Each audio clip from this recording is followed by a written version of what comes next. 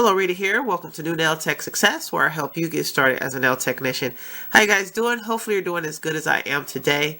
So I wanted to go ahead and demonstrate the 1-ball and 2-ball method. I started working on this about a month ago so that I can speed up my acrylic application time. Currently it takes me about an hour and a half, and that's just what I do working in the shop. So if this is something that you want to do as well, speed up your acrylic application, then this is the video for you. Please watch until the end. First thing you need when trying to do the 1-ball, 2-ball method is a bigger brush. Previously I was using this size 6. Now I'm using the size 14. As you can see, it's definitely a big difference. They're the same brand of brushes that I love, just in a different size. So you definitely have to increase your brush, which makes sense. The bigger the brush, the more liquid it can hold, which means the bigger ball of acrylic you can make. And with a bigger brush, you are going to need more liquid, guys. You can't be stingy with your liquid if you are attempting the 1-ball or 2-ball method. This is a bigger dapping dish than I normally use. I usually use the crystal ones. I got this one from Sally's. I like it. It has the lid. Helps keep the odor down with the acrylic.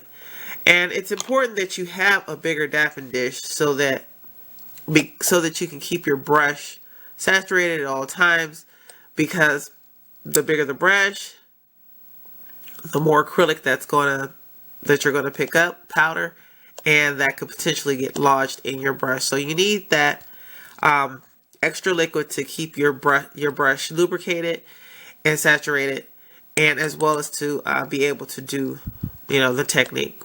Okay, and of course with more liquid, you're going to need more powder.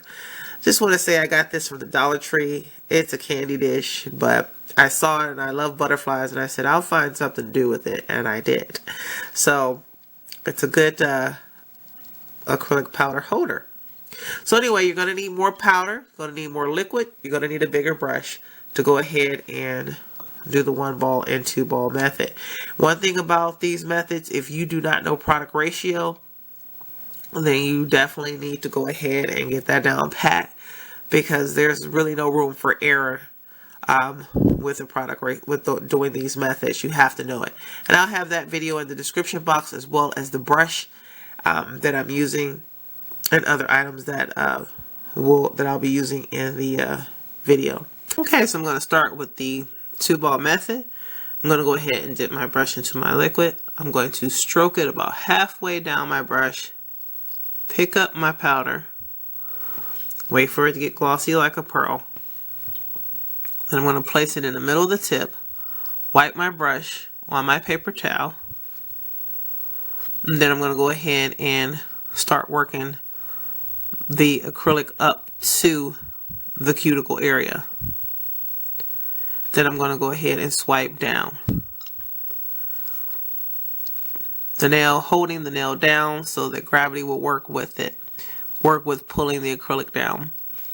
Making sure that my sides of my nail are clean.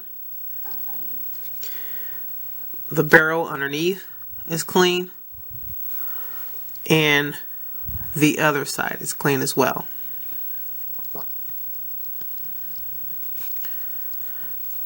Okay, and then I'm going to go ahead and taper the top of the ball flat so that when I blend the second ball into it, it will be smooth. Okay, like this is basically just how you would do, the 3-ball, except you're just doing 2 balls. I'm just getting it really flat so it's a smooth transition. Okay, then I'm going to go ahead and repeat it with a second ball. I have less space, as you can see, so I'm going to go ahead and use a smaller ball, but still quite big. Pick up my powder, wait for it to get glossy like a pearl.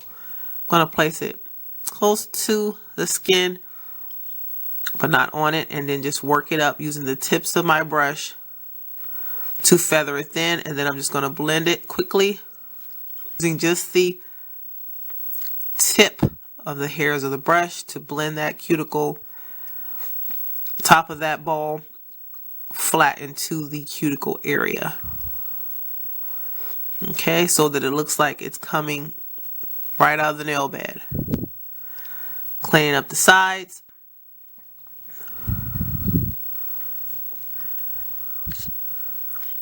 And making sure that it's even. So on this side it's looking a little thinner than that side. So I'm going to go ahead and add just a little bit more to thicken that out and just slightly pat that into place. And that's it, guys. It's really, the 2-ball is really, you know, basically not hard. Once you've learned a 3-ball, it's a matter of just making the bigger balls and then following the same process. So I'm going to go ahead and look at my tip from the side, see if there's any shallow dips that I need to fill in. I know I'm okay with that. So that's the 2-ball method. So I'm going to go ahead and start with the 1-ball method. I'm going to put my brush in my liquid. I'm going to swipe about halfway down, pick up my powder,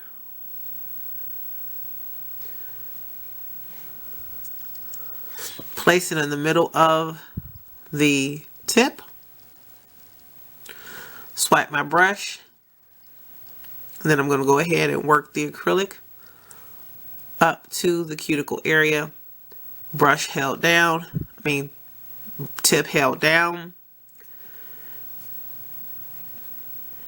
and then I'm going to push up a little bit more using the tip of the brush to feather the acrylic into the cuticle area thinly.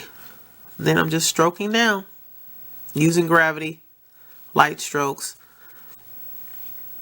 cleaning up the side, looking down the barrel, and looking at the other side, making sure it's clean. Taking a look, shallow spot right there, and that just means that you have not. I've learned that just means that you didn't pull it. You didn't have enough acrylic to go down to the end of the nail, and just go ahead and fill it in. Don't get caught up on, you know, it has to be exactly 1 ball. You put as many balls as you need to complete the nail. The main thing is that you're building a strong nail that looks good. What's the point of building your nails fast if they're not strong and they break on the client? Okay, and that's it, guys. So I just want to talk about what this blue is under the tip. It's sticky tack or poster tack, and you can find it in any art or craft department in a store. It just helps to stabilize the tip better when I'm working. Works really well. And you guys, these tips that I'm using are Full Well Kiss tips with the curve. These are excellent for this tip. For this finger, because with the sticky tack it just slides into place.